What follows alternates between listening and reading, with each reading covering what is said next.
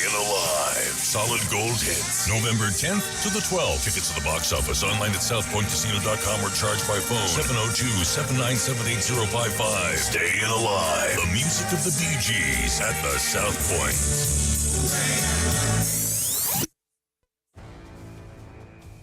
Hi, I'm Coach Harvey Hyde. And every Thursday night at 6:05 p.m., we have our college football report show, which means we talk college football year-round, not only college football, but all sports right here on AM 1400 on your dial. All the things that are happening behind the scenes that sometimes you don't really understand. That's College Football Report, Thursday evenings at 6:05 p.m.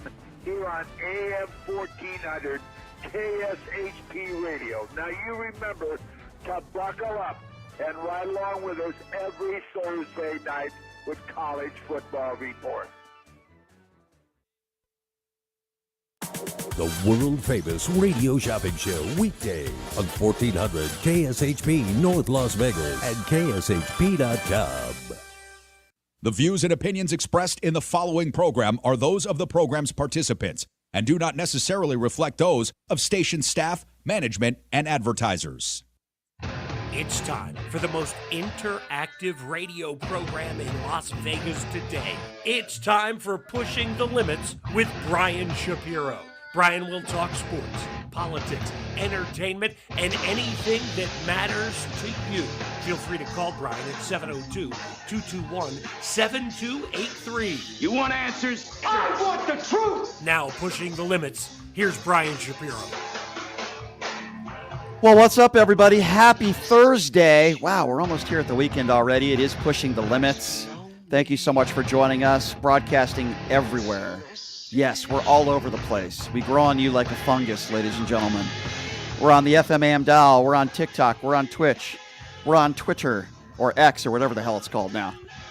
And thank you so much for joining us. YouTube as well, the live YouTube feed. And we got a big show lined up for you today. Haven't talked to this guy in a while. I have so much respect for him. No, not Paul Mokeski. I'm just kidding. We'll get to Paul in a second. I'm just kidding. I love Paul. You crushed me. Coming up in hour number 2, he's a guy that is a war hero. He's a sitting congressman out of Massachusetts. He ran for president. And I know he has a lot of opinions on a lot of different things, including the George Santos vote yesterday, which was a little bit bizarre. Wow. Seth Moulton, Congressman Seth Moulton is going to be joining us in hour number 2. So certainly looking forward to that. Tragically sad. I don't know, tragically, he lived a pretty good life in his 80s, but sad to report that Bobby Knight has passed away. And former college basketball coach of the year, Larry Eustachy, is scheduled to join us at the bottom of the hour. And to talk about this and so many other topics, including the Raiders situation, is a man that I do have respect for. I poke fun at him from time to time, even though he could kick my ass.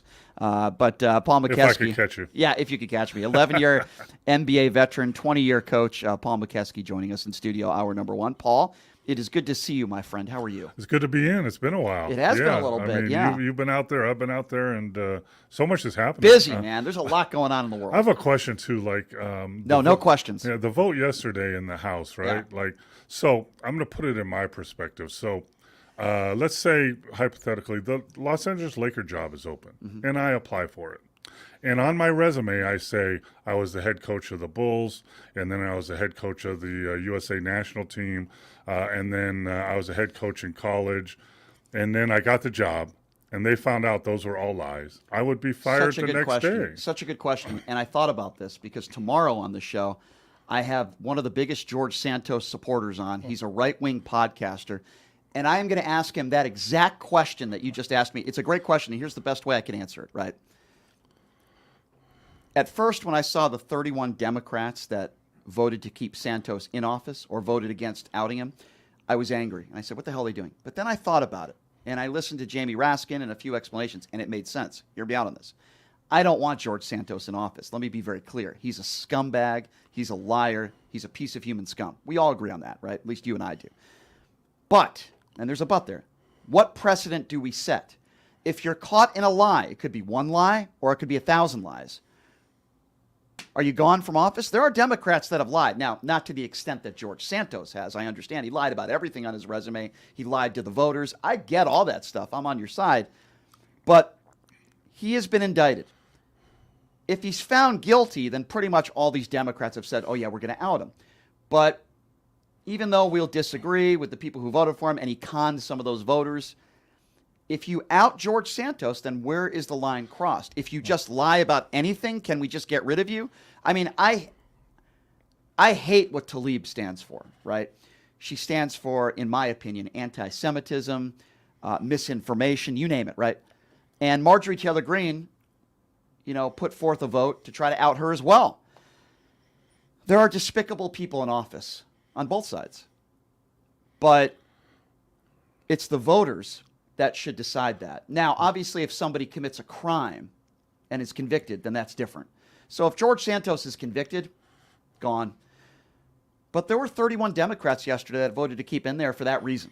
Yeah. While protect themselves, maybe. Perhaps. Yeah. Now, yes, we need better people in office, and that's a really good question that you asked, and I thought about that, and I'm going to ask this guy tomorrow. And mine would be, okay, I'm a simple man, and to put it in simple terms, so if I get in a bar fight, right, and I'm arrested, it's a misdemeanor, right, and they slap me $500 fine and blah, blah, blah. I get in another bar fight. Now it's still a misdemeanor, and they fine me $5,000, and I go to jail for a week. Now I get in another bar fight. When is the part where the bar fights become felonies and I actually go to jail? So the lies are lies, but lie upon lie upon lie upon lie. Oh, I'm with you. At some point, it's got to be. I totally understand where you're coming from. He basically lied about everything. He lied about what college he went to, his grades, his extracurriculars, even how his mother died. I mean, the guy 9/11. Right. He lied about everything. He's a despicable person. I'm with you. It's just, where do you draw that line? Yeah. Well, he lied about 50 times or 100 times, and it's a slippery slope. I think, if you're convicted of a crime, then that's it. You're done. Unfortunately, in this country, lying is not a crime. It's normal now. Sad, I think we all know who George Santos is, and I think if you asked most Republicans behind closed doors, they'd say he's an embarrassment. But with that being said, he's still an elected official, and we'll have to wait and see. I hope he is convicted so that he can get the hell out of there. Yeah. But we'll have to wait and see what happens. No convictions with the Las Vegas Raiders recently, so that's a good thing. But obviously the breaking news on Halloween night was Josh McDaniels fired. Ziegler, the general manager, also let go. I thought it was just a matter of time before it happened. Maybe a little bit sooner than I thought. Maybe lose a couple more games, but he's gone. So here's what I want to do. And the offensive coordinator is gone too. Correct. Right? They just got rid of him yesterday. Yeah. Correct. Correct. So they cleaned house. They did, for the most part. So I want to play you a little bit of audio. And this stuff really bothers me. If you don't know the contract of Josh McDaniels, and I know you do, but he signed a 6-year contract with Mark Davis.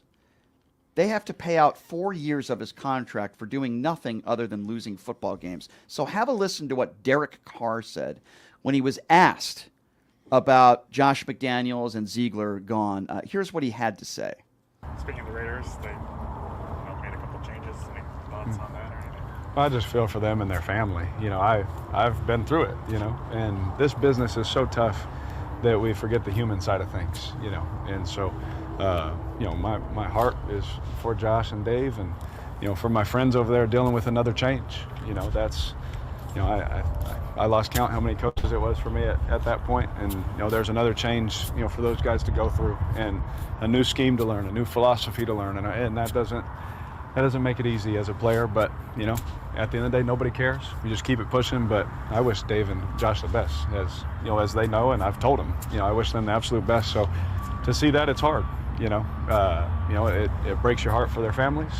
But at the end of the day, it's a business, and they know that. They'll be fine. They'll move on. They'll have jobs in this league for sure. All right, so you would think that somebody died. The way Derek Carr is talking, I feel for them and their family. Listen, I get it to an extent. Paul, you've been through this a number of times where your family has to relocate or move if you lose a job or something like that. I get that part of it, but feel for them and their family. Josh doesn't have to work a day for the rest of his life with the money he's getting paid here. He's getting paid 4 years of severance pay, millions of dollars. Ziegler has a very nice settlement. I shouldn't call it a settlement, but a nice severance package as well.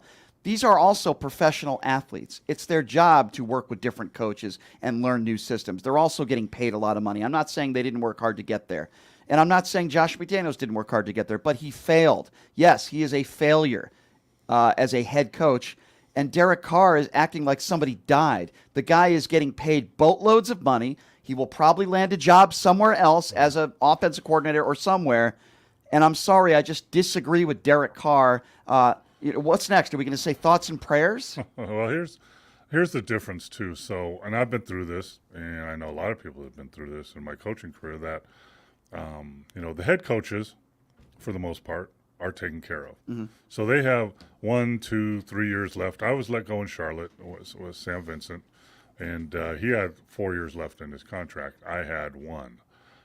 Here's what happens when coaches get let go. They get their money. High up coaches usually are okay, but the other people, the other assistant coaches, the video guys, the trainers, the equipment people, all those people, especially in basketball, if you make a change like that in basketball, they all go. All the 5 video guys, they're out of jobs. They don't have money next year. Not in the NFL. Yeah, but in the NBA. But I don't know what the video people are. I don't know what the trainers are. I don't know what the strength and conditioning coach. They're all, for the most part, they're all tied to the head coach. He brings in his own people. So those are the people, and I've been there, where, I'm not getting paid next year. I got to go find another job.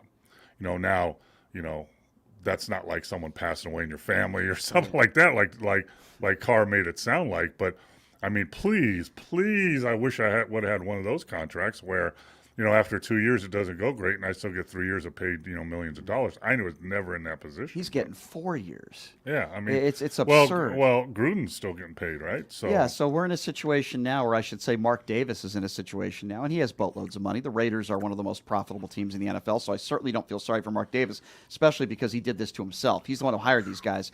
I don't blame him as much for John Gruden, but a $100 million contract over 10 years for a guy who's only won half his games in the NFL is absurd. Is Gruden a much better coach than Josh McDaniels? Of course he is. But this was Mark Davis's guy. He made the decision to hire this guy thinking he would be the next Bill Belichick. Look at all the success he had in New England as the offense coordinator. Stupid. Because he already had a track record of losing in Denver. It was a terrible hire. Mark Davis made a terrible decision. And I'm going to tell you, he needs to stay out of football decisions. I know he's the owner of the team, and nobody can tell him what to do, but if he could just step aside and get the hell out of the way and let football people make football decisions, then maybe this team will be on the right track. Who is that football person with the Raiders? Who is there with him? Therein lies the problem. That can make that decision. Therein lies the problem. They just got rid of their general manager, and they have an interim GM right now. Who's inexperienced, right? Right.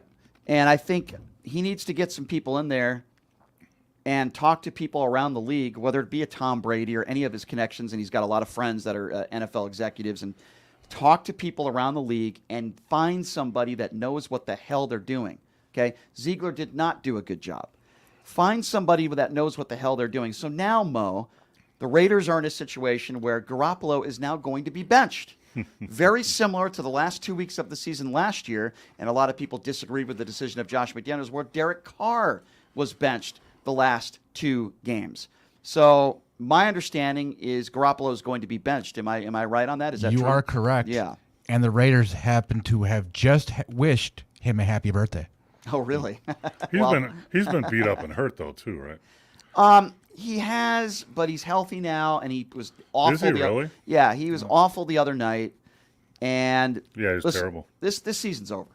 And when you're, 6-7 games into the season and the season's over, that's really bad. That's sad. Especially with the players that you have, Mo. So now you have to take so now you need, your organization needs to look at young players. Who are we going to keep? Who are we not going to keep? Right. They're going to put pressure on guys that are supposed to produce.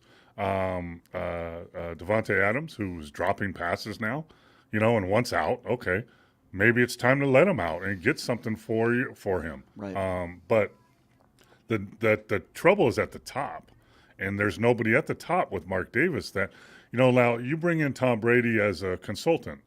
Now, in my opinion, Tom Brady is going to lean towards all the New England Patriot people because that's what he grew up in. So that's a problem too. Yeah, so. but I wonder because Tom Brady was in Las Vegas several weeks ago, and he spent some time with Mark Davis. You know, they had dinner. Sure, absolutely. Okay, I wonder what those conversations were like. Here's what we're learning as more information is coming out through sources, right?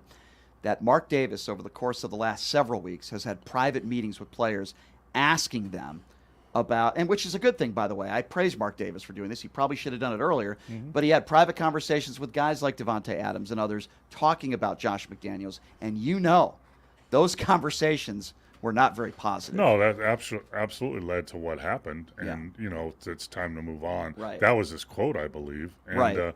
But here's my in my experience in the basketball world with Tom Brady, going with Tom Brady, and you're talking about being a coach. You know, that's not in the realm, I don't think, because that's a whole different animal.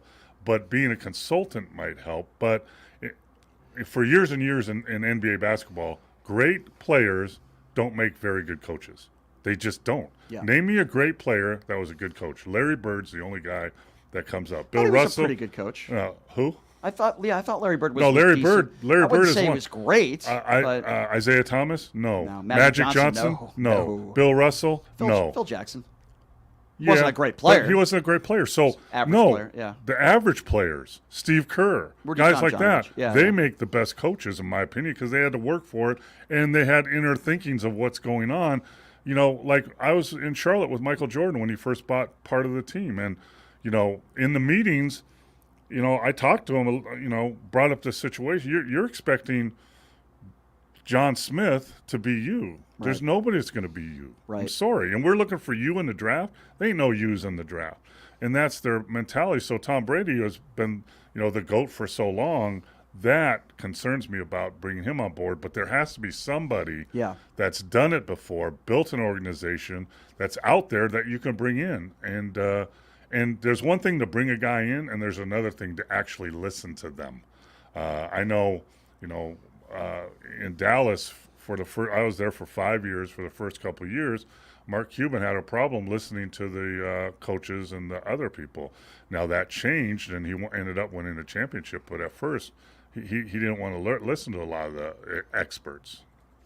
Here's something interesting. Mark Davis didn't take much time. Apparently, sources are saying that he actually wrote Josh McDaniels a $45 million check to get his ass out of town. So this isn't going to be yearly installments. Apparently, he just said, going to write "Here you go. Here you go. Get away." To me, that's crazy. Because I guess it's a write-off. I don't know, but why would you do that when you can spread it out? But who knows? That's what he did, apparently. And so, please give me that check. Yeah. Because here's what it does to the coach. If you're under contract for the next 4 years, even though you're fired, if you go get another job, the money you make at that job is taking off of what that other team owes you. So, you know, say, you know, they own $45 million and some team signs them for $10 million. Now, $10 million of that 45 comes off of the Raiders' responsibility. So by paying him up front, now he's free to go get another job and double dip, if you want to call it. He can do that. I can't imagine he'll ever be a head coach ever again. I think that would be asinine for any. He's now proven twice that he can't be a head coach and he can't coach a lick as a head coach. Could he be a coordinator somewhere? Absolutely, but I don't think he'll ever be a head coach again. The guy has the communication skills of an infant, doesn't know how to talk to people. Doesn't mean he's a bad guy. I don't think he's like a bad guy. He's just socially introverted, I guess. And guess what? When you're the head coach, that can't happen. So we'll have to wait and see what happens. This year is a complete throwout, unfortunately. I said this last year. I said the team got worse from start to finish. I think that's really how you judge a coach, is your team getting better. And his teams progressively seem to get worse. But here's the interesting part. You have arguably the best receiver in football in Davante Adams. Who have shown it in the last few weeks. But yeah. Well, I think part of that is his fault, but I think part of that is also not his fault. Garoppolo's been terrible. And they haven't ran enough plays to get him the football. I think so. I think there's other. Well, you say like the pass he should have caught for a touchdown. That was Garoppolo. Terrible pass. Yeah. The one third down pass up the middle that was right in his hands. He dropped it. There's a few. You know, no question. Yeah. But he's up there in receivers. Josh Jacobs is one of the best running backs in football. You still have Josh Jacobs. You know what was weird for me? Man, I can't even remember the offensive player that catches passes and runs and. He's a white receiver that. Hunter Renfrow? Yeah, Hunter Renfrow, a year ago was like the guy, and this year you never hear his name. You know what it is? A terrible relationship that Renfrow had with McDaniels. That's what it came down to. It was personal. I agree with you. Hunter Renfrow can play. He's a heck of a player. And the fact that they haven't utilized him at all says all you need to know about Josh McDaniels. Let's not forget about Max Crosby, one of the best defensive players in the league. Their defense is pretty solid. That's why I said to myself, let the defensive coordinator be the head coach. I said that to myself because I'm like, at least the defense has shown some signs of improvement. Yeah, that's a totally different animal. It's a totally different It is. I get that. You can't. Listen, we can go back to last year with Bisaccia. They should have kept him. Yeah. After or 2 years ago. After yeah. the whole Gruden situation. Where did he go, by the way? He is the assistant coach of the Packers now, right? He's on the Packers. Yeah. And he got him in the playoffs, right? Yeah. Well, after all the disaster. And not only did they get them to the playoffs, but they got better. The second half of the year, they won more games. Players were happy. They would go through a brick wall for that guy. They loved him. Yeah. And they barely lost to the team that made it to the Super Bowl. No embarrassment losing to the Bengals that year. I gave all the credit in the world to them. And Ole's a friend of mine. I played golf with him. He was the offensive coordinator. Great guy. Good offensive coordinator. John Gruden had a really good staff. Okay? Say what you want about John Gruden. He knows football, too. He had a really good staff under him. Okay? I guarantee you, if Bisaccia had stayed on and they kept that staff in place, obviously minus John Gruden, they would not be in the situation they're in now. I'm not saying how many games they would have won or if Bisaccia would have gotten you to a Super Bowl. Yeah. All I'm saying is you would have had players that would have been happy to play for those guys. Absolutely, and that's a battle, and that's a main thing that people don't think about. Look at the Detroit Lions.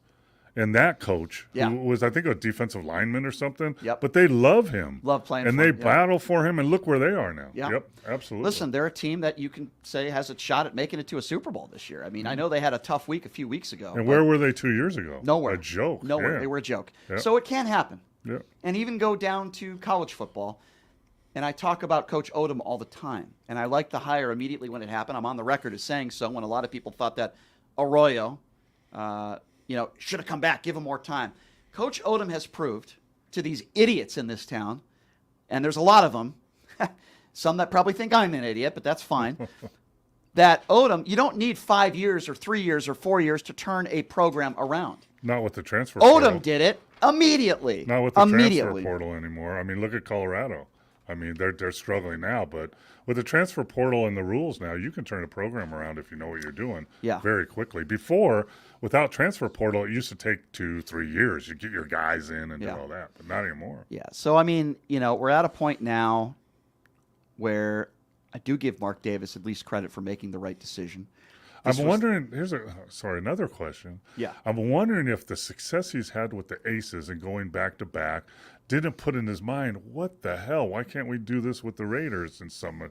Maybe because it just they just won the championship 2 weeks ago, right? Yep. I mean, I'm telling you, he's human. And I put Becky Hammon as the new head coach of the Raiders at 200 to 1. I put Wayne Newton at 1,000 to 1. I put Mark Davis at 500 to 1. What about me?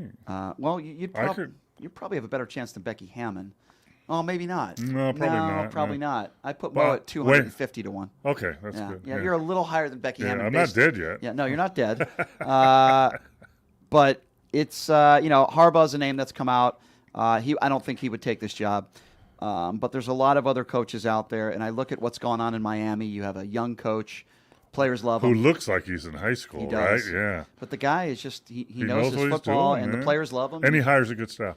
Yes, and he's got great relationship with his players. I asked Becky Hammon about that too. If you're Josh McDaniels was probably the worst I've ever seen as far as developing relationships with players. Both Don Nelson and Greg Popovich, great coaches. When I was playing in the Golden State Warriors, Nelly was the head coach and Pop was the assistant, and I was looking into getting into coaching. And both of them told me one of the most important things is being a head coach at the next level is your players got to let you coach them.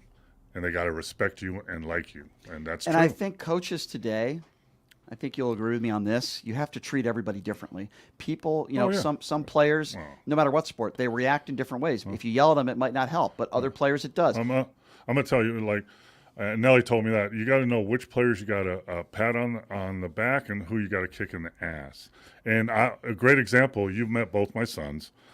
Brian, who was the youngest, if you yelled at him when he was playing basketball, he would go in the shell and he wouldn't perform. So you had to encourage him. If you yelled or pushed Michael, our oldest, then he would perform. That's a great example of that, too. You have to treat players differently. I will say this, Mo, before we take a break. If women yell at me in the bedroom, I do not perform. So that gets you a little scared? I just wanted to add that. You got to stop yelling at me in the bedroom. Let me do my thing. Anyway, now maybe you should listen and do it right. Maybe I should. Now everybody that's watching and listening to this show right now just vomited in their mouth. I apologize. No, Brian, no. No. But anyway, yeah, I hear that a lot. I hear that a lot. Yeah. Can you imagine having Don Nelson and Pop in the same coaching staff? Oh wow. That was Run TMC in '91. That was that's got to be insane. We upset the Spurs. We were the 7th seed. Spurs were 2nd. We beat them, and we lost to the Lakers that won the championship that year. Yeah, that's that. What a team! But you talk about communication. Mitch Richmond, right? Tim Hardaway, Chris Mullen. I mean, what a group, man! And then we had all the other guys that accepted our roles, and yeah, I mean, those guys were phenomenal. That must have been quite an experience being on that team. And enjoyable. That had to be fun, right? Yeah. That had to be a good time. All right, Mo, here's what we're going to do. Sadly, we're going to take a break, and when we come back, we lost a legend. One of the most, I guess you could say, I'm trying to characterize Bobby Knight best I can, but certainly an amazing coach, but certainly one of the most popular characters that you could ever find. Controversial for sure. So we'll definitely talk about that too. We'll take a quick break. He's Paul Mokeski. I'm Brian Shapiro. You are listening to Pushing the Limits right here on KSHP.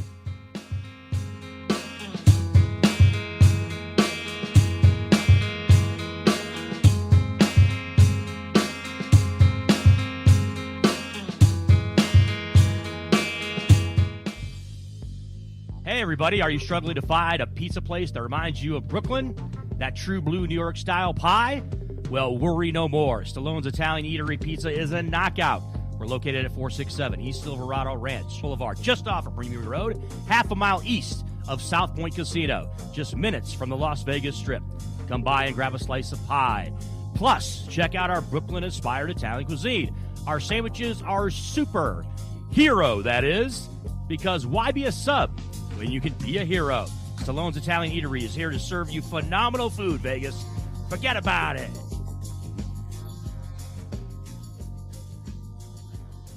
Is your dog suffering from a sensitive stomach? Hi, it's Kelly the Cookie Lady from Mooch's Munchies.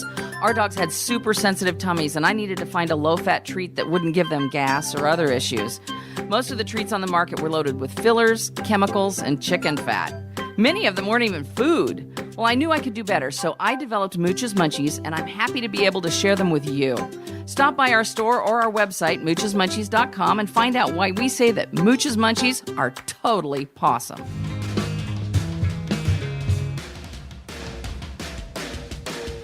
Hey everybody, it's Brian Shapiro from Pushing the Limits here. I want to tell you guys about my good friends at the Postal Annex. They have a notary signing agent, on-site daily, no appointment needed, and they offer a full scale of printing services from shipping labels to documents, business cards, banners, photos, and business signage. They're your passport service headquarters. They offer passport photos, and they can renew your adult passports.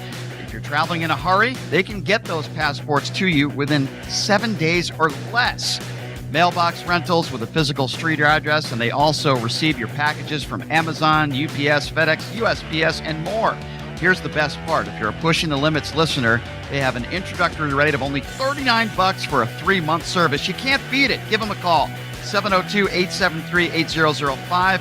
Check them out at 6130 West Flamingo Road. It's the Postal Annex. Tell them I sent you. Buying or selling a home is a huge life event that requires guidance from an expert in the industry and community. My name is Blake Wynn. You may recognize my name as my grandfather was the best governor the state of Nevada has ever had. Growing up in Las Vegas, I've come to know this community intricately. Now, I am raising a family here as well. So I understand all the issues impacting our home and quality of life. As the top realtor for the #1 real estate team at Keller Williams, you can have confidence in my experience, knowledge, and track record. When it comes to buying, selling, or investing in real estate, choose a name you can trust and someone who understands the community you call home. Call Blake Wynn today and experience the difference of a trusted expert. 702-540-3311.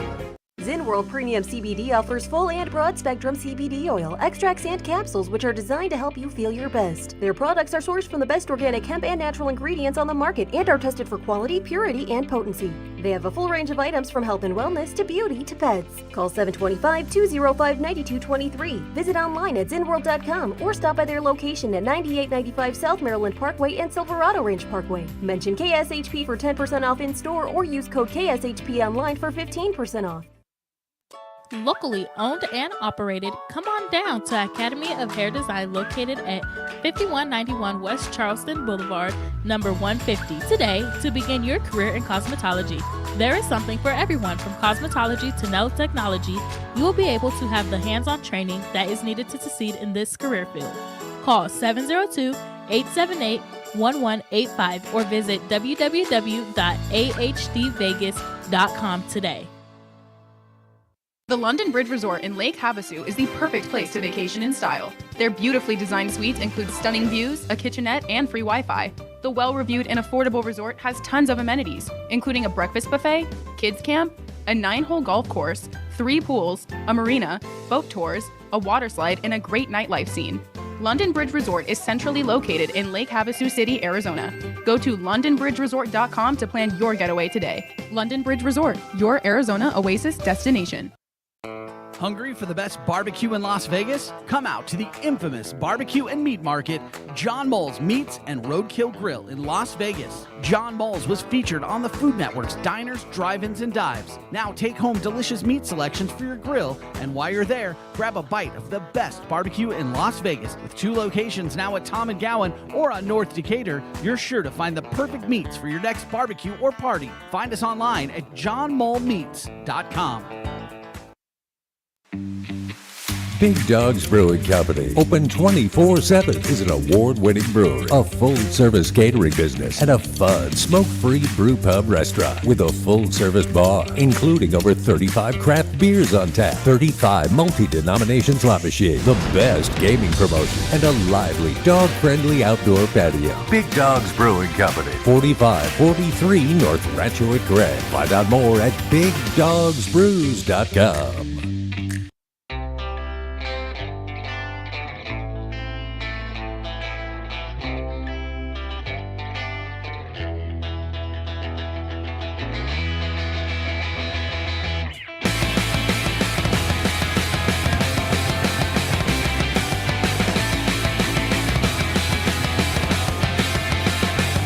It's always fun having Paul Mokeski in studio playing the air drums, man. I gotta say, it's always it's always a good time, that's for sure. That song, I don't even know what that song is. It does it to me every time, man. So for those of you that are joining us, we got Paul Mokeski in studio, NBA veteran and longtime coach. And coming up in hour number 2, he is a war veteran. He ran for president. He's a sitting congressman out of Massachusetts. Seth Moulton will be joining us in hour number 2, so certainly looking forward to that. All right, Paul, so before we talk a little NBA, obviously we need to talk a little bit about a guy who was a legend. Everybody, even if you're not a big sports fan, you all knew who Bobby Knight was. He sadly passed away yesterday, I believe, if I'm not mistaken, at the age of 82. Or 83. 83. Died in his home. I guess he's been struggling for a couple of years with his health. Yeah, it's interesting, Mo, because I was at a UNLV basketball game. This had to be at least 10 years ago. And sitting on the court next to each other, having great conversation, was the late, great Jerry Tarkanian and Bobby Knight. And I took a picture of it. And I found it on my Facebook page, and now we've lost both of them. Let me give you my quick opinion. Now, you know a lot more about Bobby Knight than I do, just from players that you played with that played for Bobby Knight. And I would imagine you might have you had some pretty good relationships with those people. But my opinion on Bobby Knight is this. He had an interesting sense of humor. There's no question about that. And I think at times he was very funny. Obviously, a hell of a basketball coach. Won a lot of games. His years at Indiana were, second to none, right? But... and I'm not trying to put smoke on a guy who, just passed away, but I'm also going to be honest. Very disrespectful to members of the media at times, like extremely disrespectful and condescending. He was a jerk sometimes. And you could never, it's one thing if you scream at your players to try to get them going, It's another thing when you put your hands on players, and we know he did that at least several times. I would imagine probably more. Beyond inexcusable, he abused some of his players. Physical abuse. I'm not talking about mental abuse. To me, there's a difference when you call somebody a sissy or worse. He literally put his hands on players. And, when you pick up a chair and you throw it across a gymnasium, that's not the worst thing he's ever done. But when you do that, it goes to show you that you can't control your anger. And while Bobby Knight was an incredible basketball coach, right? He was a character. He also had major anger issues that clearly he couldn't control.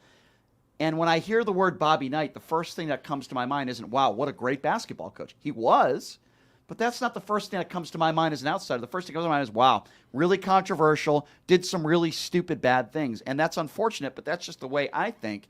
What do you think of when you hear Bobby Knight? Yeah, it's unfortunate that that's what most people think about because Bobby Knight was ahead of his time. He coached old school. You can't do that anymore, obviously. You can't even yell at players anymore. He was caught putting hands on players. He actually was caught on national TV slapping a player in the face, not viciously, but still doing it in a timeout of a national game, and was reprimanded for that. It's unfortunate because he, that Indiana team, I can't remember what year it was undefeated. And that's what a lot of colleges modeled after. They had Kent Benson, one of the best centers in college that year, when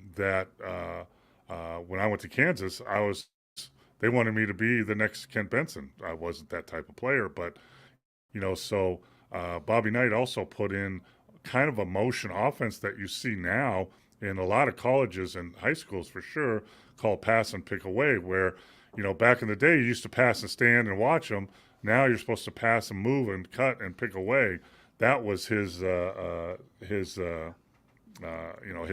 to start with. Everybody copied it. I played with at least 3 players. Kent Benson I played with in Detroit, Bobby Wilkerson I played with in Cleveland, and Isaiah Thomas I played with in Detroit. And I also was good friends with Quinn Buckner, who played in Milwaukee before me, but we played a lot of golf together. And to the man, all 4 of them, different stories, different crazy stories, different touching stories, but all of them said the same thing basically about, when I was there, it was hell. I hated it. I hated him for the most part, and I didn't know why I was there, and I wanted to leave. But also to the man, they also said, after 10 or 15 years and going on with coaching or announcing or business, they all said, I was so glad I went through it because it taught me so much and helped me in my life. So that's the equal, of bad and good with Bobby Knight. And, I think of, when you say Bobby Knight to me, I know all the basketball stuff. I think of 2 funny things in my mind. One was when a reporter asked him after a game or before a game, hey, can you tell that your players have their game face on? And then he goes, what do you mean game face? He started making all these funny faces like, is this game face? Is that a game face? There is no game face, Yeah. And the other one was, when he was close to retiring, he said, when I die and I pass away, I hope that they bury me upside down so all my critics can kiss my ass. I remember when he said that. So those are the things that stick out. I mean, I don't have a problem with that, and I don't have a problem with people being a character. I have a problem with somebody putting their hands on somebody else and assaulting them. Obviously wrong. And you made a good point, because the things that we saw, you pretty much know that underneath, it's probably 5% of what really went on in practices. There's a lot more that went on. Right. There's a lot more that went on that we don't know about it. And I don't doubt what you just said about these players years later, that they hated him when they played for him. But then, but I think there's a way to do it without doing some of the things he did. Oh, absolutely. No question. And I also don't like it when people, listen, if somebody, there's a way to talk to the media, even if you don't like him. Like Greg Popovich, right? Some people say he's very condescending. I say, listen to the question that the reporter asked. Yeah. He doesn't just snap at people for no reason. If you ask Greg Popovich a really dumb question, he's going to let you know. Yeah. Guess what? I don't have a problem with that. It's like Popovich doesn't like doing interviews in the middle of games. Guess what? The NBA should stop doing that crap. You're the head coach. How about the WNBA it's a joke. talking during the game? Absolutely, That's ridiculous. Yeah. So I think Greg Popovich has a defense when he, not even going after a reporter, but saying that's a dumb question. Bobby Knight, in my opinion, went after reporters for asking legitimate questions. And it got personal, and that's a problem. I mean, it's like, when I was playing or whatever and watching and all over this, it blows my mind that, after a crushing defeat, right? Yeah. A playoff, a championship game, and a reporter will come into the locker room, put a microphone in your face and say, how do you feel now? Well, that's annoying. I feel like crap. That's how I feel. Yeah. What do you think I feel like? That's annoying. I think reporters have to do their due diligence as well. But I mean, like, I would be more like Pop, Sure. Well, I don't feel too good right now. I don't have Next a problem. question. I don't have a problem with that when Popovich does that, but I think at times Bobby Knight went over the line. Well, to ask a little bit about this, the guy we have with us on the line right now, I'm lucky to call him a friend. He's the former college basketball coach of the year, a wealth of experience, and he knows Bobby Knight pretty well. Of course, I'm talking about Coach Larry Eustachy joining us right now on the line. Larry, thank you so much for joining us. How are you? I'm doing great. Can you guys hear me okay? Loud and clear, my friend. Hey, Coach, how you doing? Joined here by Paul Mokeski. Oh, what's up, big guy? I'm doing good, man. I'm with this crazy guy in this studio. I don't know how this happened. Two guys with a wealth of basketball experience. Larry, we're talking about Bobby Knight. Can you go back and tell us, the first time you met Bobby Knight, and what was your first kind of, I guess, reaction after meeting him, and what are your thoughts? Well, the first time I ever talked to Bobby Knight, oh boy, it was 40-something years ago, and I was staying. I was a non-paid assistant at Mississippi State.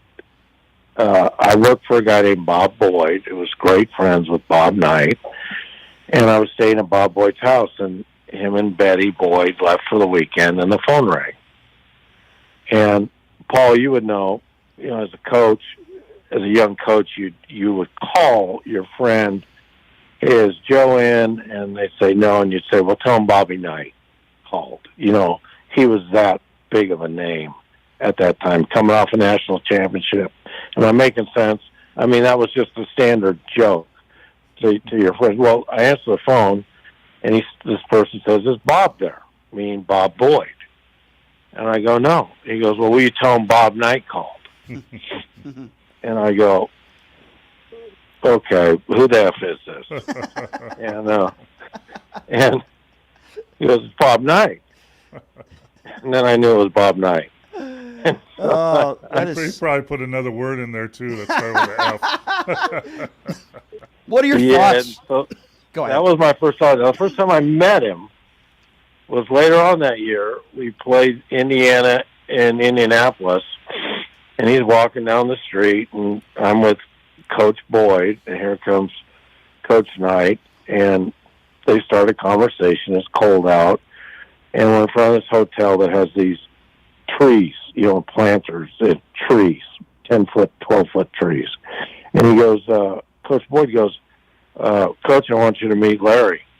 I stick my hand out to shake his hand, and he wouldn't shake it, and he pointed to this tree. He goes, you know what you have to understand about yourself? If I shake that tree, 1,000 of you will come out. So don't think you're, I won't use the word he said, but. So when you walk away from that, are you thinking to yourself, wow, what a jerk? Or you're like, what do you say to yourself when you walk away from that conversation after meeting him for the first time? Oh, I just said, I get it now, but then, oh yeah, I walk away going, what an idiot. A complete idiot. If you he had was a troubled guy. He was a troubled guy. He really was. Let's talk about that because, maybe it's unfair, but when I think of Bobby Knight, the first thing I think about is controversy. One thing you never did in your coaching career, Larry, is put your hands on a player. And I know Bobby Knight did a lot of great things for a lot of people as well. I'm not saying he was this awful guy that did nothing but bad things. You never put your hands on a player, and I feel like that's a line that you should never cross.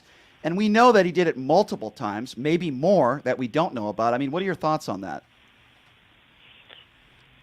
Well, I just have so many memories of Coach Knight, and I mean, I have a temper, but he had a temper that was absolutely uncontrollable. And when he saw red, there was no telling what he'd do.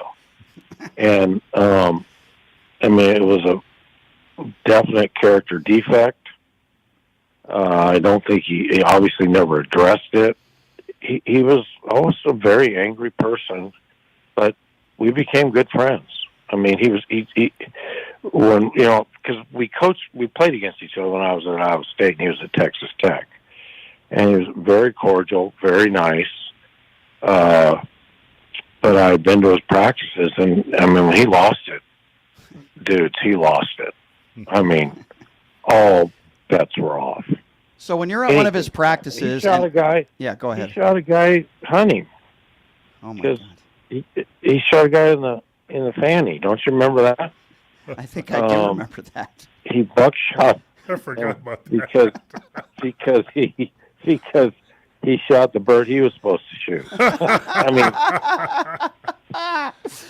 yeah. I mean, what was that like? I mean, for people that no cameras around. This was way back when we didn't have cell phones and all that stuff. What was it like, Larry, you going to a practice, watching Bobby Knight explode? I mean, was he just swearing and screaming? I mean, like, what was that like for you to see that? Well, I like the way he coached because they played full court the whole time, and when there was nobody better. What he saw, how he saw it, how he explained it, brilliant man, and it was beautiful. Now, this was when I was out of coaching for a year after my fiasco at Iowa State. So I'm watching Texas Tech practice, and the whole theme is we got to start the game right. This is the day before the game. You follow me so far? Yep. So Gotcha. it's the day before the game. I mean, it was poetry watching him coach. So now I'm right behind the bench the next day for the game, and they get down 12-0. Good start, yeah. And I mean, I really thought I saw a guy kneel down, and I was going, this guy's going to have a stroke. And I get that. That's happened to me before, where but he literally, I mean, I really thought he was going to go down. I mean, he just was angry, like angry you've never seen. And, that it doesn't fly these days for sure. Yeah. Let's face it, he won so much. Sure. And he did have a kind heart. I mean, he really did. He gave. I just go how he treated me at the end. He was awfully cordial to me and respectful. Well, that's good to hear. Did you ever have a private? I just know too much about him. Did you ever have a private conversation about him, about his anger? Like, did you ever joke around with him? Hey, Bobby, where does that come from? Like, did he ever talk to you about that? I didn't dare. Hell no. I just didn't dare ask him because I mean, it was his world. He lived in his own world. Example, he'd be playing he played golf with Coach Boyd at a prestigious country club. He'd tease off, Brian, you'll like this story, right down the middle. Then there's foursomes waiting. The next on the tee is such and such. His second shot goes out of bounds. Uh-oh. He says, we're starting over. So they all look at him. There's these billionaires behind us, 1 to 2. He goes, I don't give up. Da-da-da-da-da. We're starting over. So they drove their carts back and they teed off again.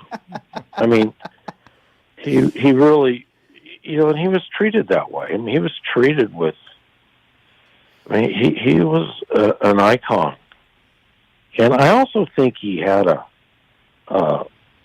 that he had to portray that. Does that make sense? He had to portray wherever he was that he was, General Patton. And I think there was a kind side to him. I know there was. He was kind to me. Do you remember the last time you guys spoke?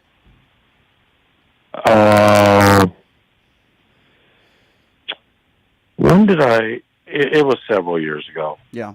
Several years ago. He really was sick for the last 5 years with dementia. Yeah. Extremely sick. His son lives in Vegas, Pat. Right. And he's a scout for the NBA, and we've talked, and this was 3-4 years ago. His dad was in bad shape. Mm-hmm. Yeah, Coach, I think back then,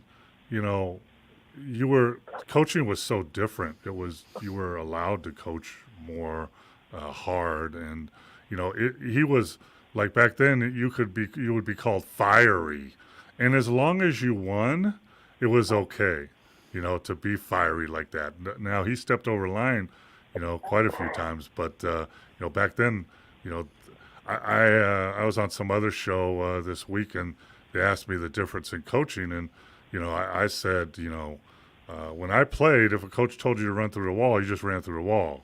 Now, as a coach, when I coached in the G League, the players want to know why they're running through the wall and if they'll do it or not. So it's just a different game now. I know Coach Knight would be going crazy if he watched NBA now about how guys just don't even play defense now. Guys just drive around them. They don't move their feet. I remember back in the day, hey, here's what you got to do on defense. Stay in front of your damn man. Yeah. Or I'll put somebody in that will. Yeah, exactly. Exactly. As simple as that. And, I'd like to think I adjusted through the times. I know I did. There's more than one way to get your point across. But when you're constantly being badgered, you tend to block it out. But then you read all the stories about how his players, he put a base into his players, not for basketball as much as life. He took a lot of guys and turned their lives around through a lot of guys that didn't have fathers. Through if I can survive him, I can survive anything. Yeah. Quinn Buckner is one of the most successful guys. Yeah, Quinn is. What does he own? Yeah, Quinn is a friend of mine, and he. And he owns like 500 Wendy's. Yeah. Pretty successful businessman. Yeah. I remember, you guys remember the press conference, I'm sure you do, where Bobby Knight's in the NCAA tournament and he brings a whip to the table. Like that, I've never seen any coach do anything like that before. What'd you guys make of that? Bobby Knight being Bobby Knight. I'll tell you. I went worked with Samsung in Korea a few years back, and I worked with their junior team for a little bit, and I saw a big stick on the sideline, and I asked the player, "What's that for?" He said, "Oh, that's the head coach, and if we don't do things right, he whacks us in our legs." That probably wouldn't work today, though, would it, guys? Yeah, probably not. So, Larry, go ahead. Now with this portal, no, with the way you can no leave in a heartbeat. No, it's a whole different game. Mm-hmm. The game's the same. The players have changed. Yeah, that's for sure. And everybody says they haven't, but no, they haven't. I I really buy into this. Victims are now raising victims. Back in the day, I was tough on our guys, and they'd call home and say, "This guy's crazy," and well, you can come home, but you can't stay with us. They'd make them. The parents were tough, and I really think that we see it everywhere in this world. I'll tell you what, Coach. I went to Kansas and I pulled my hamstring my freshman year, and then played the second half. Then my sophomore year, I early in the season, I hurt my shin or ankle, and I played in Coach Owens was like, "Tape it up, we're playing, we got a game in St. Louis," and I played in the game and it was taped up, and I go home for 5 days. It's Christmas break, and on the flight there home, I can hardly walk, and I get an X-ray the next day, and my ankle's broken. And I was so pissed, and I'm like, I'm leaving. I got a bunch of friends that play at Pepperdine. They have apartments on the beach. I'm coming here, And my dad sat me down and said, no, you're not. You committed to Kansas for 4 years. You're going back. You're going to have 4 years at Kansas. You're going to graduate. That's just the way it was. And that's the way. And look how it turned out for you. Yep. I mean, it turned out great. Yeah. But it's just too easy. These kids are getting $20 an hour, and the owners of the pizza places don't know if they're going to show up or not, or if they're going to walk off. Right. Yeah. It's a different era, as we know. Mm-hmm. And I like to call it the soft era, where I think, listen, there's a lot of NBA guys that still want to win, but it wasn't like 20, 30, 40 years ago where money wasn't on your mind. And I think that's what a lot of these players thinking about now is about money and contracts, sitting out which city they're playing in so they can maybe go to a club that following night. Listen, even some of the best players to ever play the game, LeBron does that sometimes. So, I mean, that's just my opinion. Larry, I'd love to get you on again, maybe before the college basketball season. It's right around the corner here. Talk maybe a little Boise State basketball if you can. You bet. I'd love Not that. a problem. You know you're my man. I love you, man. Thanks, Larry, for coming on and sharing those Bobby Knight stories. They're hilarious. And that first time you met Bobby Knight, that's a really funny story. Yeah, that's hilarious. Larry, you are the best, and Mo's my second favorite coach. I've always said that Larry's my number one. If it's with Larry, I'll take that. Second best is fine. There you go. Mo's number two. Larry, please regards to your beautiful wife for me, and we'll talk to you soon, and I really do appreciate you taking the time. Thanks for coming on. All right. Love you guys. Have a good day. Love you too. Larry Eustachy. That's my second dad, by the way. I've always called Larry my second dad. So that's a bad beat for him. He's old school. Oh, I love that guy. Yeah. I love everything about Larry Eustachy. I wish he was good. Now, he's got a job over at Boise State. People don't even know that. He's allowed to be on the sidelines. He's probably going to choose not to be, but he's friends with Leon Rice, and he's a part of the Boise State basketball program, and he's going to do a great job. I played for some great coaches, Hall of Famers, Del Harris, Lenny Wilkins. Former Lakers coach. Don Nelson. He reminds me a lot of Don Nelson. His sense of humor and his attitude reminds me a lot of Larry would have been a great NBA coach 30, 40, 20 years ago. No question. Now, probably not. But he's adapted, though. He has, but Larry needs to be Larry. I've had conversations with him about this. You need to be who you are. Well, it depends on what situation you get in an NBA, because Pop has to be Pop, right? And in San Antonio, and because of his relationship with the owner, he's allowed to do that. Hey, listen, it's just like the radio business, Mo. It's like some people say, Brian, why do you call these Republicans, some of them buffoons? Why do you use the word? Why do you attack them and call them? I said, that's who I am. I can't help myself. If someone I think is a moron, I'm going to call them that. And if they think I'm a moron, that's okay too. But this is just the way I am. If people are dumb, I'm just going to call them out for it. It's the way I've always been. You have to be true to who you are. It doesn't mean you should be throwing chairs across courts or assaulting players. All due respect to Bobby Knight. Doesn't mean you have to disrespect reporters. But at the same time, you have to be true to who you are. And I will say that about Bobby Knight. He didn't change for anybody. He was true to who he was. Controversial. The guy had a hell of a life, and he won a lot of basketball games, and he got a lot of guys to have some pretty damn good basketball careers as well. So you have to give him credit for that. Oh, yeah. Controversial, yes. He also did a lot of good things for a lot of people. So absolutely, and that's important. And I forgot another player that I coached, Andre Emmett. Played for him at Texas Tech, and he played for me in Reno in the G League, and then got called up by the New Jersey Nets. And but he spoke the same way. I kind of hated it when I was there, but afterwards I respected it, and it made me a better person. So Mo, what do you got going on this weekend before we take a break here? Anything fun? What do you got going on, man? You gonna be running some suicides or? Yeah, probably, jog 10 miles and, No, I'm just, I'm helping out a semi-pro team in the East. I'm doing some consulting with them and doing some background checks on some coaches for them. Oh, cool. Just kind of keep busy and, doing our show. And cool, man. I love it. And I know we're going to be going to an event tonight up at the top of Paris. There's a new bar that's opening up, so we're going to check that out. and I'm glad you're feeling a little bit better. Yeah, moving around a little bit better. It's still Yeah. still a process with the knee. I'm getting around short distances without the cane now, so that's good. I'm happy to hear that. As long as you can get out of your car and walk to a basketball game, we're going to be watching you and I a lot of college basketball games this month in Las Vegas. A lot right? of tournaments. There's a coming tournament up. on Monday, so there's a lot going on, and we're going to be catching a lot of games and watching a lot of basketball.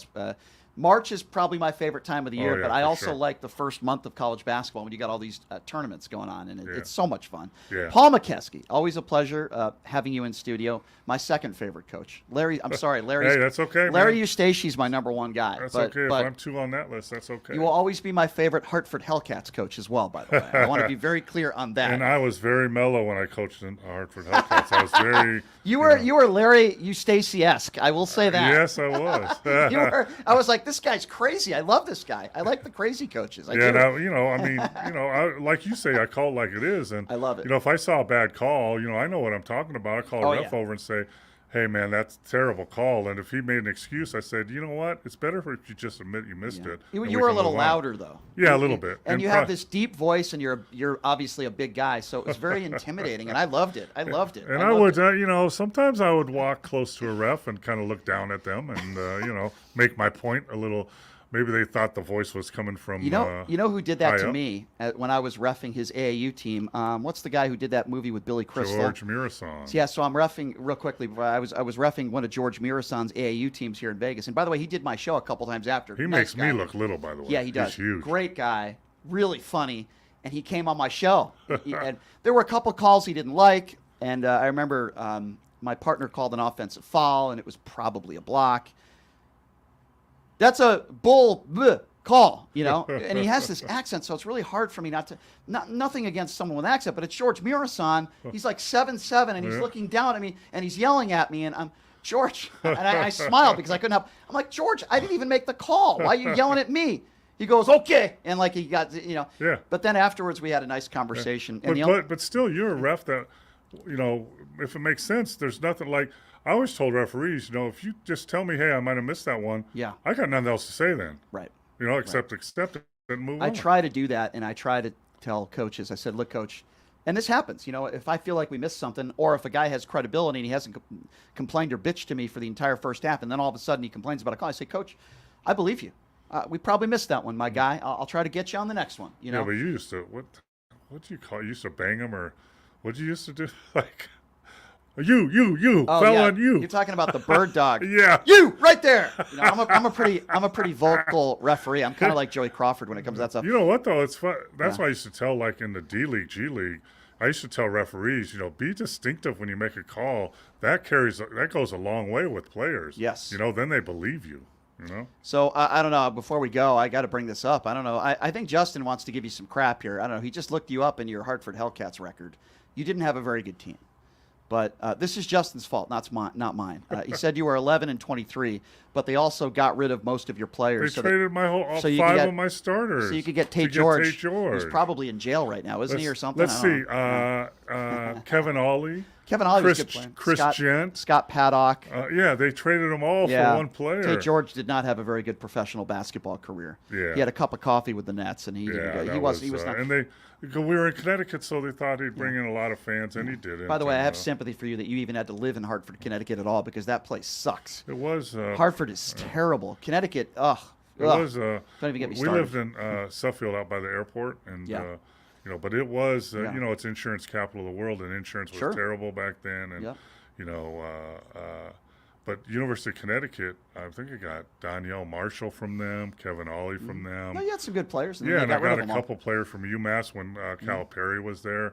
But I mean, the owners decided to trade away half my team. That's not your fault, but you're still my second favorite coach. Mo, always good to see you. We'll see you a little later tonight, but thanks for joining us on the show, and we'll be talking some college hoops next week, Mo. So thanks for coming on. And the NBA's kicking in. We didn't even get to that. I think tomorrow is the first tournament in-season tournament games. Did you see the release of the courts they're going to have? Did you see that? Yeah, I did. It's pretty awesome. It's really yeah, cool. It's pretty sick. They also just released all of the jerseys. Oh, that's supposed to be cool, too. That is going to be such a great event. Yeah. And there won't be extra traffic like this damn F1, but that's another story for another show. But that is Adam Silver, NBA, Yeah. being open. Okay, we're doing this new thing. I love it. So how do we stand out? How do you know you're watching a play in season tournament? Look at the uniforms and look at the court. That's so cool that they would do that. I absolutely love it. I just got a picture from Larry's wife of a picture of him as he was calling into our show. I'll show it to you when we go to break. Anyway, Mo, good to see you, my friend. All right, brother. And look forward to next week. We'll be right back. And when we do come back, we're going to have war hero, sitting congressman. He ran for president. Seth Moulton is going to be joining us next right here on Pushing the Limits.